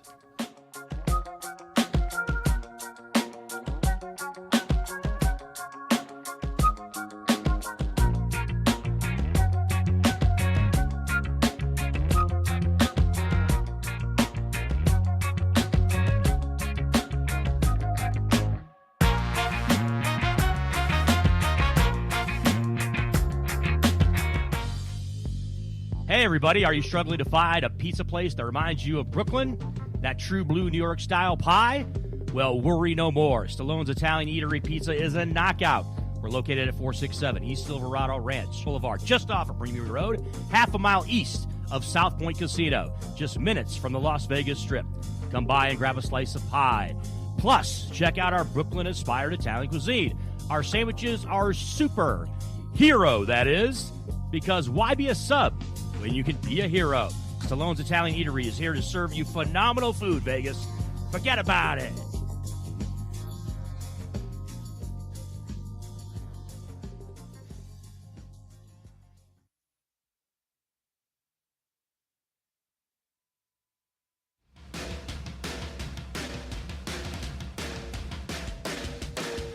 Hey everybody, it's Brian Shapiro from Pushing the Limits here. I want to tell you guys about my good friends at the Postal Annex. They have a notary signing agent on-site daily, no appointment needed, and they offer a full scale of printing services from shipping labels to documents, business cards, banners, photos, and business signage. They're your passport service headquarters. They offer passport photos, and they can renew your adult passports. If you're traveling in a hurry, they can get those passports to you within 7 days or less. Mailbox rentals with a physical street address, and they also receive your packages from Amazon, UPS, FedEx, USPS, and more. Here's the best part. If you're a Pushing the Limits listener, they have an introductory rate of only $39 for a 3-month service. You can't beat it. Give them a call, 702-873-8005. Check them out at 6130 West Flamingo Road. It's the Postal Annex. And tell them I sent you. Buying or selling a home is a huge life event that requires guidance from an expert in the industry and community. My name is Blake Wynn. You may recognize my name as my grandfather was the best governor the state of Nevada has ever had. Growing up in Las Vegas, I've come to know this community intricately. Now, I am raising a family here as well. So I understand all the issues impacting our home and quality of life. As the top realtor for the #1 real estate team at Keller Williams, you can have confidence in my experience, knowledge, and track record. When it comes to buying, selling, or investing in real estate, choose a name you can trust and someone who understands the community you call home. Call Blake Wynn today and experience the difference of a trusted expert. 702-540-3311. Steiner's, the Nevada-style pub, invites you to play the best tavern, keno, and video poker in Vegas. Promos are how we roll, so make the most of your gaming dollars here with us. Come play our proud partner gaming promotion, Fly Aviators Fly, and receive daily free play, bonuses, and more. With a chance to win awesome branded prizes and big money for all the jackpots each week. It's not only great gaming that Steiner's Pub has, it's the 24 awesome rotating draft beers, and Vegas' best appetizers to match. So join us in supporting your Las Vegas Aviators, Golden Knights, Lights, Aces, and the Raiders as we make history in Vegas. Steiner's, the Nevada-style pub at 8410 West Cheyenne, 1750 North Buffalo, and Las Vegas Boulevard at Windmill. Steiner's, I love this place. Freddy's Frozen Located only 4 miles from downtown Colorado Springs and just 10 miles from Pikes Peak, Hyatt Place Colorado Springs Garden of the Gods offers spacious rooms featuring contemporary decor with stylish furnishings, including divided living and sleeping areas, the Hyatt Grand Bed, state-of-the-art media and work center, a 42-inch flat-panel high-definition television that easily integrates with laptops and other devices, and complimentary breakfast is included in your stay. Hyatt Place Colorado Springs Garden of the Gods at 503 West Garden of the Gods Road. Visit HyattPlace.com. Hi, Doug Basham here. Join me Monday through Friday from 11 a.m. to 12 noon right here on KSHP AM 1400, 107.1 FM, and on major social media sites. As always, I'll tell you what your conservative, corporate-controlled, right-wing propaganda hate media isn't. You're welcome. That's Monday through Friday, 11 a.m. to 12 noon right here on KSHP. Be there. From exhilarating natural wonders to enriching cultural moments and beyond, Illuminarium Las Vegas is the immersive entertainment venue at Area 15 with unique experiences like Wild, a safari experience, and Space, a journey to the moon and beyond. Open daily 11 a.m. to 8 p.m. with last admission at 7. Locals receive a 10% discount. Illuminarium, 3246 West Desert Inn Road. For more information, call 702-221-1200 or visit Illuminarium.com. They were one of the most successful bands to ever hit the recording scene. The Bee Gees. The showroom at South Point presents the ultimate tribute band honoring the Bee Gees. Staying Alive. Solid Gold Hits. November 10th to the 12th. Tickets at the box office. Online at southpointcasino.com or charged by phone. 702-797-8055. Staying Alive. The music of the Bee Gees at the South Point. Grinders who rise before the sun, the predators who stalk the odds, the winners who demand an edge. You're listening to the boss of the big ball, JP the Ticket. Listen every weekend, Saturday and Sunday from 6 a.m. to 7 a.m. to Vegas Scoreboard Express live on KSHP 107.1 FM and AM 1400 as I unleash a barrage of insightful analysis, expert predictions, and winning strategies from the sharpest minds in sports betting to get your money back from the sports books. Go to jptheticket.com and tune in to KSHP this weekend, 6 a.m. to 7 a.m. to win with the Sharps. JP the Ticket. Vegas Scoreboard Express. All money, all sports, no bull. Missed the live show? Subscribe to Vegas Scoreboard Express on Apple Podcasts, Spotify, TuneIn, and wherever you enjoy your favorite podcast and radio listening. Hey, everybody, are you struggling to find a pizza place that reminds you of Brooklyn? That true blue New York style pie? Well, worry no more. Stallone's Italian Eatery Pizza is a knockout. We're located at 467 East Silverado Ranch Boulevard, just off of Premium Road, half a mile east of South Point Casino, just minutes from the Las Vegas Strip. Come by and grab a slice of pie. Plus, check out our Brooklyn-inspired Italian cuisine. Our sandwiches are super. Hero, that is. Because why be a sub when you can be a hero? Stallone's Italian Eatery is here to serve you phenomenal food, Vegas. Forget about it.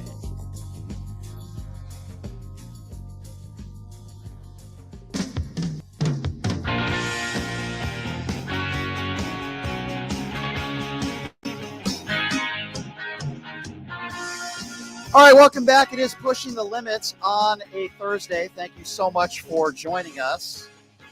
And, wow, a lot going on in the news. Good, the bad, and the ugly, you name it. And, I always love talking to lawmakers from all over, both sides of the aisle. The guy we have with us right now, he's a war hero. He's a father. He's a husband. And he ran for president of the United States. He's done my show before. He's a sitting congressman out of Massachusetts, and I have the utmost respect for him, and we really do appreciate him taking some time to join us. I'm sure he's extremely busy these days. Of course, I'm talking about Congressman Seth Moulton, who's joining us right now. Congressman, it's a pleasure having you on. It's been a little while. It's good to see you. How are you? Hey, I'm good, Brian. Thanks very much for having me back. And I mean, I literally say this every time I come on, but I'm not a war hero. Just did my job as a Marine. I appreciate your support for vets, and it's always good to be on your show. So thanks for having me. Absolutely. I know you're a really modest guy, too. So we have so much to get to in a short period of time. Before I get to the Israel-Palestinian conflict, let's talk a little bit about yesterday. I wanted to get your thoughts on George Santos, right? Over 30 Democrats voted to keep him in, and I heard some of the explanations as to why. I want to get your thoughts on George Santos, and do you believe that he should still be in Congress? I mean, look, George Santos is clearly a criminal. Now, we have a system of justice in America where you're innocent until proven guilty. I think that's why some of my Democratic colleagues took what they feel was a principled vote and said he hasn't been convicted yet, so we're not going to expel him. But that system of justice really doesn't have anything to do with the process of expelling members from Congress. There's nothing in the language around expulsion that says someone has to be convicted in a court of law. In fact, it exists specifically for colleagues in Congress to just say, you know what, you are so despicable that irrespective of what the courts may say, we're going to vote to expel you. And I think that George Santos meets that standard of despicability. Listen, I don't disagree with you on that word. He is despicable. He's a proven liar. He deceived the voters. I'm with you 100%. But now let me ask you this to play devil's advocate, which some would take as far as Tlaib, who's made some incendiary statements, right, about Israel and the bombing at that hospital. She refused to take down that tweet. I'm not a Marjorie Taylor Greene fan, Seth. I think you know my politics pretty well. I'm on your side. But with that being said, if you out somebody like Santos, then what do we say about somebody like Tlaib, who I would imagine you don't agree with some of the statements she's made about Israel? Yeah, no, look, I totally hear you.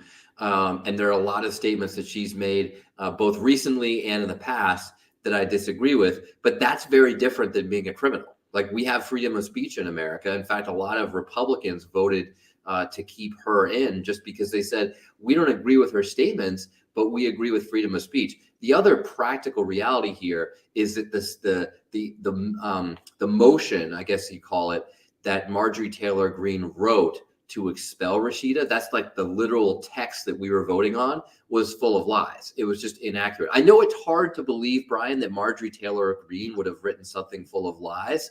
Sorry for my sarcasm. But yes, it was full of lies. So I'm just not going to vote for something that's untrue. Understood. I have to ask you this, Congressman. How do you even deal with some of these people? I guess it's a larger question, but the Lauren Boeberts, the Marjorie Taylor Greenes, the MAGA Republicans out there that want to talk about drag queen reading to kids more than real issues that Americans are facing. What are your interactions like with these people, and how do you deal with them, and how do you even interact with people like that? Okay, so 2-word answer to your question. How do you deal with them? I don't. I literally don't talk to them. I don't work with them. You know, we're fortunate to have 435 members of the House, another 100 senators. So there's a lot of people I can work with, including a lot that I work with on the other side of the aisle. As you know, I'm one of the most bipartisan members of Congress. Very proud of that. Have done a lot of bipartisan legislation. But I'm never going to pass a bill with Marjorie Taylor Greene. I'm never going to work on something substantive with Lauren Boebert. I mean, she's the most vapid. I mean, she might be one of the most vapid Americans, let alone vapid American people in Congress. So you just have to pick and choose your friends around here, and they are most definitely not my friends. I can totally understand where you're coming from. With that being said, let's now move on to the new GOP House Speaker Johnson, who seems to struggle to be able to separate church from state. I'm sure you have a lot of criticisms for the new speaker, as do I. What would you say about this guy in your interactions with him, if you've had any with him? And what do you make of that now he's now the new GOP House Speaker? I would imagine some of his views, I think you would agree, are very radical and far-right MAGA views that he has. What do you make of this guy? I mean, look, he's clearly a very MAGA guy, a MAGA Republican. But let me start with the good, because I'm not just going to criticize my colleagues. I'm not just going to be a partisan hack here on your show. I know Mike Johnson, the new speaker, because his locker is near mine in the gym. And so I often see him. He comes down in the mornings. I don't think he works out, but he does use the gym to shower. So sometimes I'll run into him after my workout. And I've had very nice conversations with him. A lot of Republicans say he's a decent guy, and that's not true. I mean, you can't have a reasonable conversation with Lauren Boebert, right? But you can have a very reasonable conversation with Speaker Johnson. And I did right after he was elected. He came in the next morning, just like he always does. And I said to him, I said, look, I appreciated your speech. It was very humble. It sort of introduced himself to the world, but even to a lot of members of Congress who really have never heard of the guy before. He was really out of nowhere that he became speaker. And, he clearly cares about his family. I mean, so that's all good. He even said to me, hey, look, I want to work with Democrats because I understand that the American people want us to do things, and they want us to do things together, even though we have different views on things. So that was how we started, like last week. But since then, I mean, he's really just kind of come out as a partisan hack. I mean, he's completely politicized aid to Israel. He wants to fund aid to Israel while at the same time making you pay more for your taxes. Now, I mean, I shouldn't assume that. Now, let me be clear, Brian, if you're a tax cheat, then you're going to benefit from his plan, because what he wants to do is cut funding for the IRS that's used to go after tax cheats. That means that all of us who do pay our taxes, which I assume you do like I do, that means we end up having to pay more. Right. And so he wants to attach that to Israel funding. So it's like we either vote to support an ally, or, or we vote to just, prevent tax cheating. I mean, you shouldn't have to make that choice. Congressman, so go ahead. Yep. It's just, I mean, this is the kind of thing that just, shouldn't, this shouldn't be a part of our politics. Like, we shouldn't be politicizing these things, and that those kinds of extreme views, they're not helpful. Agree. I'm happy to hear that you guys have had cordial conversations. That's nice to hear. But at the same time, as you know, this was a guy who wanted to overturn the 2020 election. I'm not asking you to be a partisan hack. I don't think you're a partisan hack. But he has some very dangerous views about, for example, the 2020 election, the brown nosing of Donald Trump. If he had it his way, as you know, he would want to ban abortion across the country and penalize women for having abortions. He's made statements that if you get an abortion, 1 to 10 years in jail. I mean, these are really crazy, wacky, far right, opinions that he has. And, to me, that's scary. To me, that's a danger. I agree. I agree. I mean, look, Brian, in his first speech I referred to, where he's a really humble guy, talked about his family and everything. Yeah. He also talked, I think, very movingly about American values, about the freedoms that we all enjoy and how important they are to us. He left out the fact that he thinks that those values don't apply to a whole bunch of Americans, because you don't have the same freedoms and rights if you're gay. You don't have the same freedoms and rights if you're a woman, because he didn't tell me that he's, Speaker Johnson is going to intervene between me and my doctor to make some of my healthcare decisions because I'm a guy, right? But for women, oh no, get out of the way, because Speaker Johnson's coming into your bedroom to tell you what you can and can't do with your body. Absurd. What did you make, Seth, of him taking a knee with other Republican members in office and praying in the House chambers? These are the same people that have a huge problem with some professional athletes taking a knee during the national anthem. As you recall, the former president calling those athletes, quote, sons of bitches. So what do you make? And I know Democrats, I haven't heard anybody, and I don't think they would ever use that language to talk about those that are taking a knee and praying. But what do you make of that in the House chambers? I'm wondering. Well, look, one of our fundamental American values, something that was enshrined in the Constitution by the founders, is separation of church and state, and that takes nothing away from people's right to have religious beliefs and to practice those religious beliefs. But you don't let it get into your job as a member of the government, as a member of the United States Congress, as someone who represents everybody, regardless of whether what their religion is or whether they have any religion at all. Yeah. And so, no, I think that's inappropriate. And look, there's nothing wrong with, you can have your religious beliefs, but that doesn't mean you impose them on your policy making. It doesn't mean you impose them on everybody else. It doesn't mean you violate the principles in the Constitution. Yeah, I'm with you. If you're just joining us, Congressman Seth Moulton joining us. All right, Congressman, let's talk a little bit about the tragedy and just what is going on in Israel, Hamas, and the Israel-Palestinian conflict. I guess my first question to you would be, a thing or two about what war looks like. What do you make of what is going on there in the Middle East right now, what Hamas has done, and just what are your thoughts on this situation? I mean, look, this is horrific all around, and there are a lot of innocent people losing their lives. I mean, let's start on October 7th, the biggest massacre of Jews since the Holocaust. I mean, kids literally murdered in their beds. I mean, absolute barbarism. And of course, Israel needs to stop that. And they have every right. I think they have a responsibility as a nation to ensure their national security, to go after Hamas, to make sure that this doesn't happen again. But how they do that, how they fight this war against Hamas is going to really influence their success and whether they're ultimately going to win this fight. And I'll tell you that from my experience in Iraq, if they just go in and maybe they kill some Hamas terrorists, but they kill a lot of innocent civilians in the process, they're not going to win this fight because they're just going to recruit a bunch of civilians to join Hamas. And what you have to do in a counterinsurgency is give people a choice. You got to give people a choice and say, you either join the terrorists or you join us. And that means you got to kill terrorists, but you also have to present a better alternative. You have to present a political future that empowers these people, gives them something better than they have today, or else they're never going to join your side. They're never going to join the side of peace. They're actually going to join the terrorists. And that's where I think, I'm not sure Israel's doing that yet. I haven't heard Prime Minister Netanyahu lay out a political future.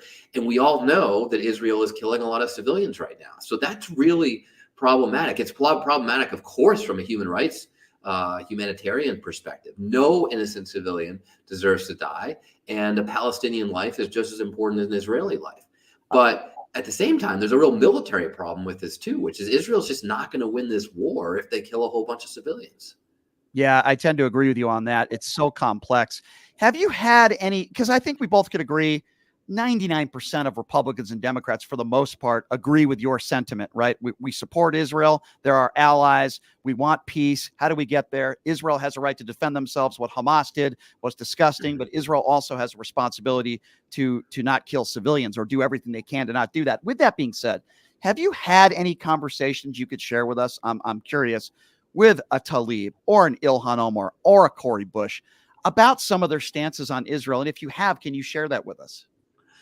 I mean, look, I've had brief conversations with just really just one of the members of the squad. So, and I'm not going to go into it in depth here because I think that would, breach the confidence that I think colleagues around here expected to have. But look, we obviously disagree about a lot of things and the characterization of certain things. But I mean, there are a lot of problems I have with things that Rashida Tlaib has said in particular that I think are just factually wrong, right? But at the same time, it's important for Muslim Americans, Arab Americans to feel like they have a voice, and some of them see a voice in some of these people, and I respect that, even if I disagree with some of their views. When somebody like a Donald Trump, yes, I do want to bring his name up here, makes a statement like, I could end the Ukraine war in 5 minutes or a day or whatever he says. When Republicans make statement, and it seems like there's a lot of Republicans out there that are anti-aid to Ukraine, a lot. What do you make of that? And what do you make of Donald Trump? I mean, he says a lot of ridiculous things every day. Yeah. When he makes a statement like that, here you are, you served this country honorably and risked everything. And then you have a former president says, oh, I could just end the war just by making a phone call. I'm just curious, somebody like you, what goes through your mind when you hear Trump make a statement like that? Well, you know what Trump ended in 5 minutes? He ended his service in Vietnam by dodging draft because of a fake bone spur in his foot. That's the sum total of Donald Trump's service in the military. That's what he knows about wars. That's what he knows about national security. And fundamentally, that's what he knows. That tells you everything you need to know about his service to the country. He thinks other kids should go and serve the country, not himself. And so when he makes these crazy statements that just prove he's an idiot when it comes to anything regarding war or fighting or serving, you just have to ignore him. I tend to agree with you, but here's something I don't think we can ignore. On a debate stage, I think it was the first presidential debate, the Republicans, they were asked, if Donald Trump is a convicted felon, will you still vote for him and support him? Except for two people, everybody else raised their hand and said, yes, I thought the Republican Party was the party of law and order. What does that say about where the Republican Party is at right now, that they hate Joe Biden so much, they hate the Democrats so much, that they would vote for a convicted felon? Look, I mean, first of all, not every Republican agrees with that, right? And I represent a lot of Republicans in Massachusetts, and I represent them just as much as I represent Democrats. I mean, I literally work for everyone in my district, whether they voted for me or someone else. And I take that responsibility seriously. And there are a lot of Republicans I know who don't agree with that. But what it shows you, what that debate stage shows you, is that the leaders of the Republican Party right now are cowards because they're just scared. I mean, they know the truth. I mean, I talk to Republicans all the time, down in the locker room here on the Hill, who they privately despise Donald Trump. But then 10 minutes later, they'll put on their tie, go up and get on TV and praise the living daylights out of him. That is unbelievable. So they're just scared. They're cowards. Can you give me, I don't want you to give out names. I know you wouldn't do that.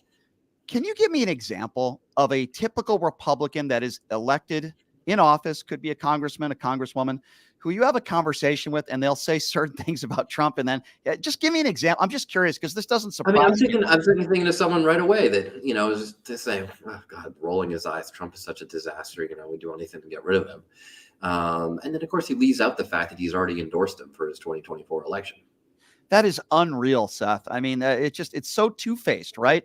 And it's so. I'd honestly rather deal with some of the more like the super right-wing people who actually believe some of this crazy crap, because at least they're being honest. You think like some of the names that we mentioned earlier, and again, I'm not asking you to do that, but like a Matt Gaetz. I always thought that Matt Gaetz, he just wants to be the governor of Florida and he wants to make a lot of noise. And a friend of mine, Joe Walsh, who ran for president, former congressman, he said a guy like a Jim Jordan who's never passed anything in his life, they're not lawmakers, right? You guys, there's a reason why they call you a lawmaker, because you want to put law on the books into effect and help the American people. But a guy like Jim Jordan has never passed anything in his life. You think that's kind of forgotten sometimes, where they forget what they're there for? It's not to make noise. Yeah, totally. Because look, the idea was you send different lawmakers from different parts of the country to Washington to have different perspectives on making laws. But what's happened is we've gotten a whole bunch of lawmakers who just want to tear the place down. And that's clearly what Matt Gaetz did. We didn't have a Speaker of the House for 3 straight weeks. That's never happened in our nation's history. And we've had a lot of crazy people with crazy views serve in Congress. Joe McCarthy in the 1950s. The whole Red Scare, going after communists and gays, and just a witch hunt. Right? That's what he's known for. But he didn't try to burn. He didn't literally burn the institution down. He didn't eject the Speaker. Yeah. But that's what Matt Gaetz does. Sure. So, this is unfortunately the challenge that we have. Is there are great Republicans across the aisle that I can work with, because we have different perspectives on policy, and we'll argue and debate over how to get something done. A lot of times we'll even agree on getting something done, but it's just, okay, how do we get there? Right. Like when I passed 988, the National Mental Health Hotline, that's been so important, saving lives of veterans. It's like the new, replace the old suicide line. You can call if you have a mental health emergency anywhere, any cell phone. It's saved thousands of lives already. I worked with a Republican, an Air Force vet from Utah, conservative guy, Chris Stewart. We had disagreed a bunch of things, and we had some disagreements on how this law would be funded, for example, right? Like, how are you going to get the money to pay for all the people who answer your phone calls? So we had that debate, right? But we all agreed, both of us agreed on getting this done because we knew it was important for America. But you can't work like that with a Jim Jordan. And that's why he hasn't passed a single bill in his entire career, which, by the way, that's pathetic. Come on. Awful. And I commend you for that bill. And you're helping so many people and veterans and so many people in this country. I commend you for that. A couple more quick questions for you, and then I know you have to go, Congressman, and we appreciate the time. How do you see this next year going? We're in unprecedented times where the former president, still the front runner for the Republican Party by a long shot, is facing 91 felony counts, 91, including breaking the espionage. There's so many different serious laws that he allegedly broke. How do you see this thing playing out? And you've seen the polls, right? All due respect to Joe Biden, but most of America, Republican and Democrat, do not want to see Donald Trump versus Joe Biden. So how do you see the next year playing out, and where do you see this going? Look, I came to Congress calling for a new generation of leadership in our politics, and I think that's the way a lot of Americans feel right now. I think that there's no question between Joe Biden and Donald Trump that one's an indicted criminal, and the other, you may not agree with everything. You might think he's a little bit old, but he's a good man who's trying to do the right thing, even if you disagree sometimes on his perspective on things. And I think most Americans can sort of see that at the end of the day. But look, a lot of people are just frustrated. Like, come on, we've got hundreds of millions of people in America.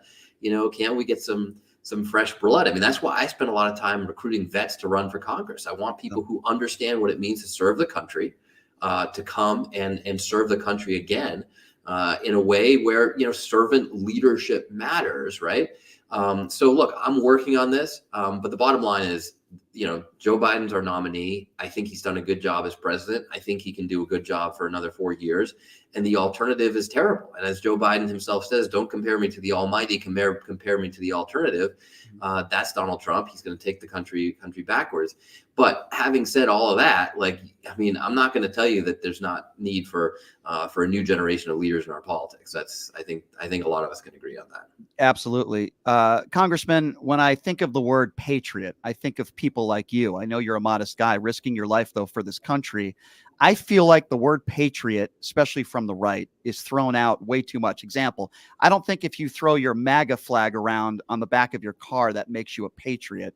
And you alluded to that you want to get more people, more veterans running for office. I couldn't agree with you more on that. Do you think that just people throw that word around too much now? Like you're some sort of patriot if you go in front of a Target and harass customers and tell them not to go in there because you don't like some of the stuff they're selling that might be pro-LGBT shirts or whatever. I just feel like some people throw that word around where it shouldn't be thrown around.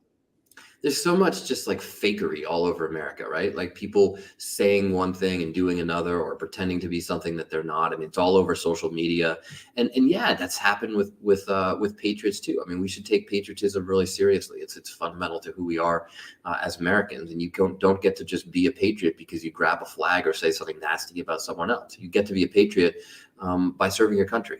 And that's what people should do. And you certainly are nothing short of that. Congressman, it's always a pleasure having you on this show. I've always appreciated the times that we've spent together where you've come on. If you ever come back to Vegas, you're welcome back in studio. Thanks. No, I love doing it in person, Brian. It's good to see you, though. We'll take some calls when you come in studio. But Congressman, it's a pleasure. Great. You're welcome to come on any other time. And we know how busy you are. So thank you so much. Great. All right. Thank you. Appreciate it. Take care. That's Congressman Seth Moulton. He is a hero, by the way. There's no question about that. He's a modest guy. Very modest guy. But I'm just going to say this because he is the model, in my opinion, of the people that should be in office today.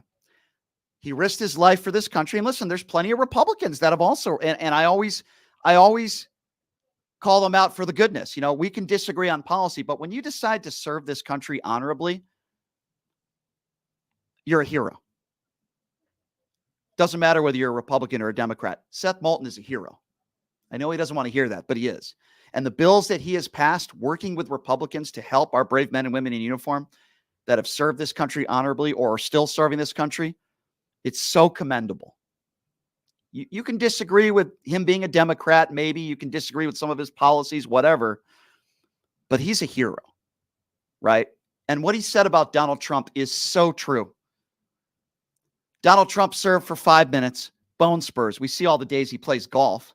Donald Trump was the first guy to go after Barack Obama for all the golf that he played. Donald Trump's played twice as much golf as Barack Obama. If you don't believe me, you could look that up. But Donald Trump had his bone spurs, right? He had his bone spurs. And then the doctor who wrote that up for him, his family's come out because the doctor is since deceased and said it was all a lie. That their father said he had bone spurs and it was a lie so he can dodge the military. That's not a patriot. We have these right-wing pundits out there that have these Superman pictures imposed of Donald Trump. Donald Trump is Superman. First of all, has you looked at the guy? At least Joe Biden's on a bicycle. I know what you're going to say for some of you, right? Well, he fell on the bicycle. So what? Donald Trump lied. He's lied his whole life. He dodged the military. He's the opposite of a patriot. He's a traitor to this country. But there are still Republicans that, I like some of his policies. Well, let me put it to you this way. If you're a policy-driven guy and you vote for people based on policy, he ran on two things in 2016. Donald Trump ran on, we're going to build a wall and Mexico's going to pay for it, and I'm going to hire a special prosecutor to put Hillary Clinton in jail. He didn't build the wall. He built 16% of the wall, and Mexico didn't pay $1 for it. Failed policy. Not only was Hillary Clinton never convicted or indicted, but he didn't even hire a special prosecutor to look at her. So wouldn't you call that somebody with failed policies? So you can't use that excuse. Oh, but Brian, the economy was great. Well, guess what? How did it work out when COVID struck? Oh, last I checked, we got COVID under the Donald Trump administration. How did the economy turn out after that? Now, I'm not blaming Donald Trump for COVID. I never would. But if you're going to make the argument that, oh, look at how great the economy was, well, how did it work out with COVID when the entire country was basically shut down? Again, not Donald Trump's fault. Now, I would also argue that we weren't ready for COVID. Most of the world wasn't ready for it. But 15 cases down to 0, turning your coronavirus press conferences into campaign rallies, talking about injecting yourself with disinfectant. And then if you want to give Donald Trump credit for the vaccines, Operation Warp Speed, many far-right MAGAs out there say that the vaccine is poison, which, by the way, it's not. That's a lie. Medical misinformation. But you can't have it both ways. The reality of the situation is this, if you're a Republican. Like it or not, Donald Trump is the face of the Republican Party. He's beating everybody else, as he would say, in a landslide. They're running for second place. He is the face of the Republican Party. The face of the Republican Party today is a proven, in court, liable rapist with 25 plus women that have accused him of sexual assault or rape. He is facing 91 felony counts, and I guarantee you, eventually, he's going to be a convicted felon. They're going to get him on some stuff. And it's not because of George Soros. It's not because of Big Bird or Disney. Okay? Donald Trump is going to be a convicted felon, whether you like it or not. I will open up the phone lines if you want to be a part of the conversation. 702-221-7283. And again, that number, if you want to be a part of the conversation, 702-221-7283. We just had Congressman Seth Moulton on the line, a war hero, somebody who I have a tremendous amount of respect for. I will also get into the George Santos stuff a little bit more with you. We touched on that a little bit with Congressman Seth Moulton. 702-221-7283. And again, that number to call if you want to be a part of the conversation. 702-221-7283 is the number to call. Let me get into George Santos real quickly, and then we'll take some phone calls. So, George Santos yesterday, the vote to be censored, to be thrown out of office.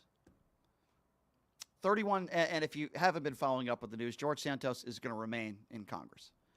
31 Democrats voted to keep him in office, to vote against it. Now, when I first saw this, I got upset. And I got upset because we want decent people in office, right? We don't want liars in office.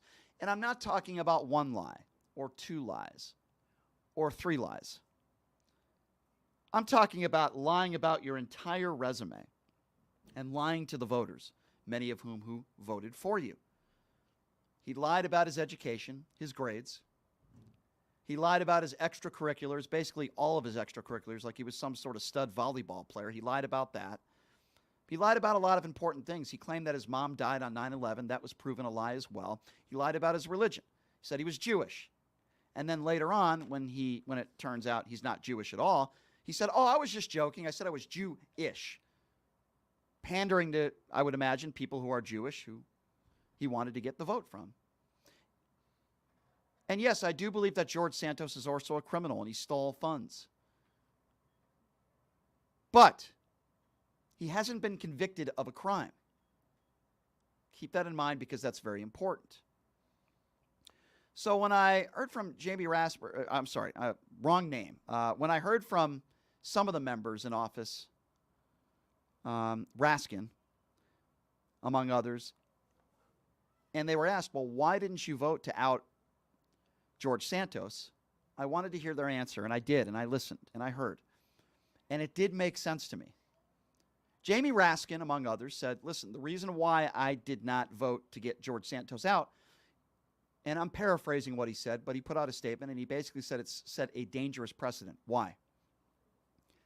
Well, for starters, there's a lot of Democrats that Republicans claim are liars. Are they going to out them out of office too? Now, I understand it's probably at a different level. I'm not condoning lying, but let's just say there's somebody in there like a Tlaib that's lying. Could be misinformation or she's just crazy, but let's just assume that she's lying and she knows that Israel was not responsible for the bombing at that hospital in Gaza. Do we out her because of one lie? Or if somebody lies about their relationship status? I don't know. I'm just giving you examples, right? Where is the line drawn? Now, I understand that Santos is a habitual liar. I get that. He's been lying his entire life. I get that. I'm not discounting that. Listen, I'm not defending George Santos. I want him out of office. However, I do understand why the Democrats voted the way they did. And Stephen Horsford was another one. And we're going to get him on the show. And I will ask him why he voted this way, but I think I know what his answer would be, similar to Jamie Raskin, in that, listen, it sets a very dangerous precedent. And Raskin also said, to his credit, that if Santos is a convicted criminal, that he will vote to out him in a heartbeat. That's probably the way it should be. Now, I blame the voters who put him in office, even though those voters were probably misled by a lot of lies. I get that. But as an American citizen and as a voter, you have to do your homework and make sure that the person that you're going to vote for isn't a habitual liar. That's the best advice I could give you. But I believe that's why most of the Democrats voted the way they did. I do. So I can't imagine George Santos will ever be voted in again. Will be in there for a second term. I can't imagine that would happen, but I guess you never know.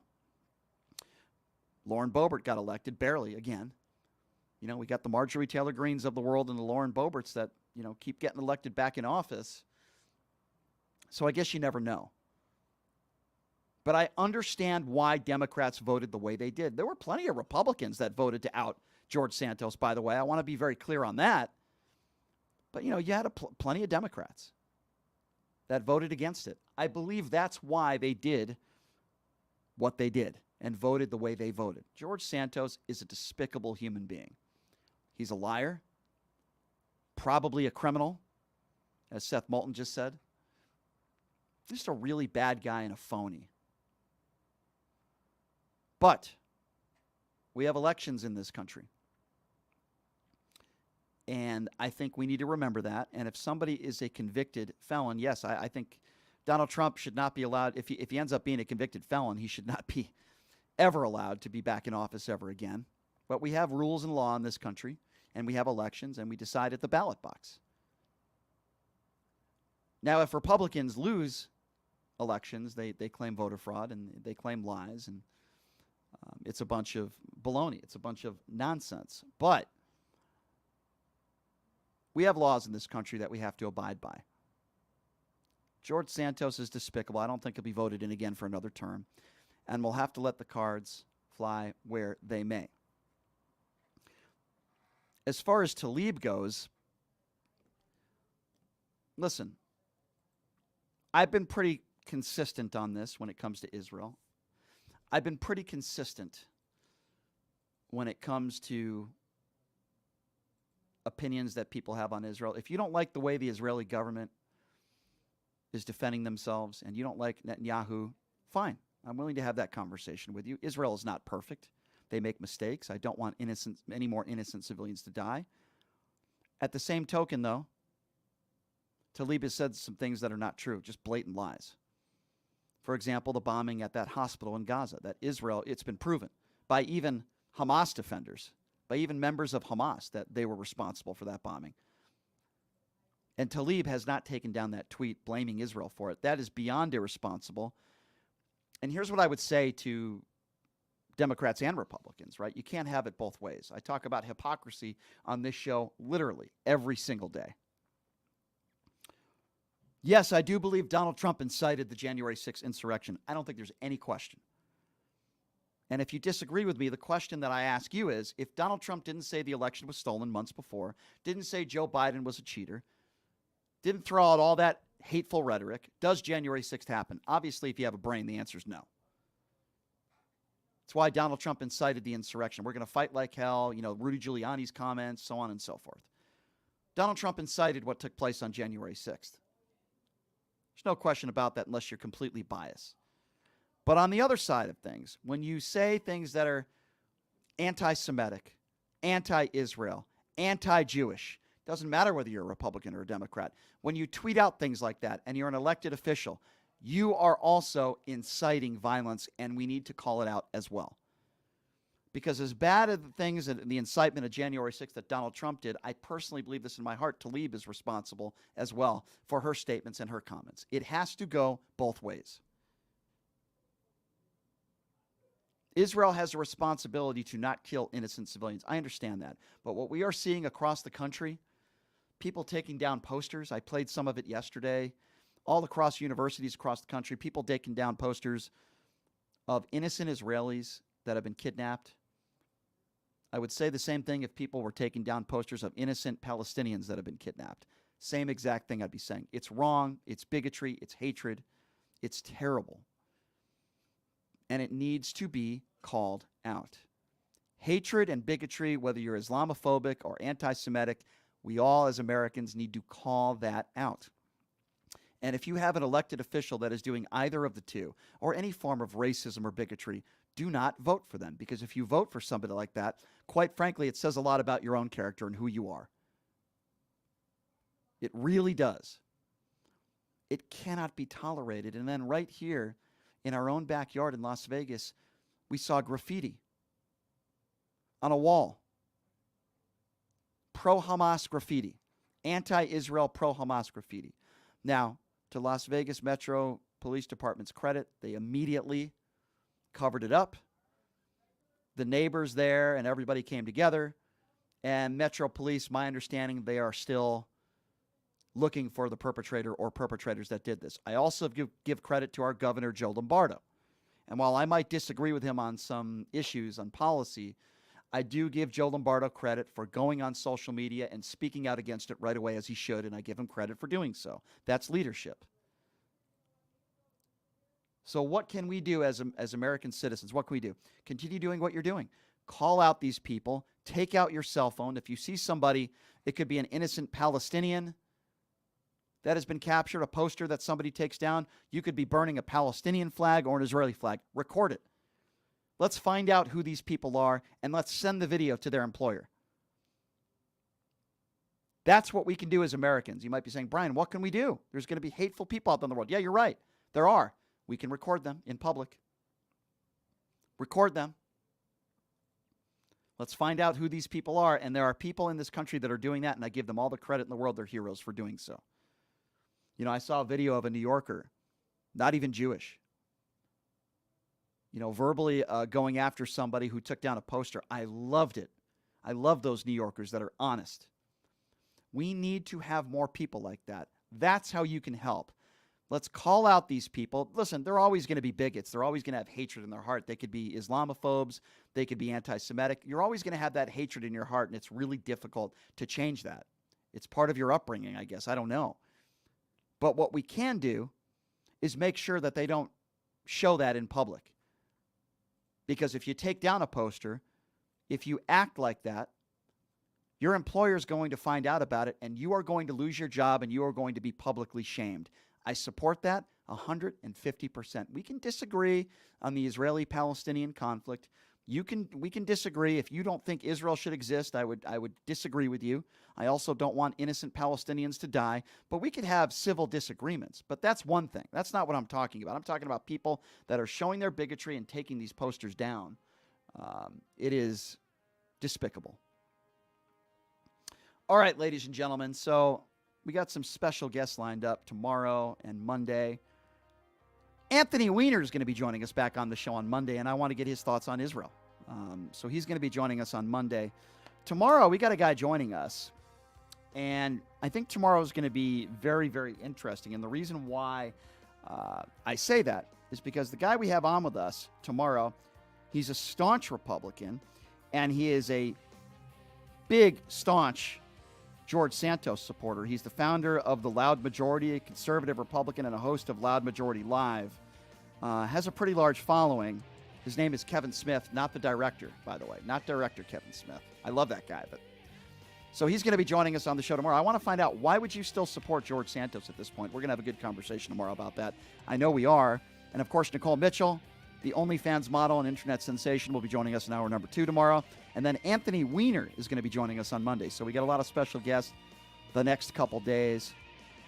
You can check out my videos and everything on my personal YouTube page, the PTL Vegas radio page, and also Occupy Democrats.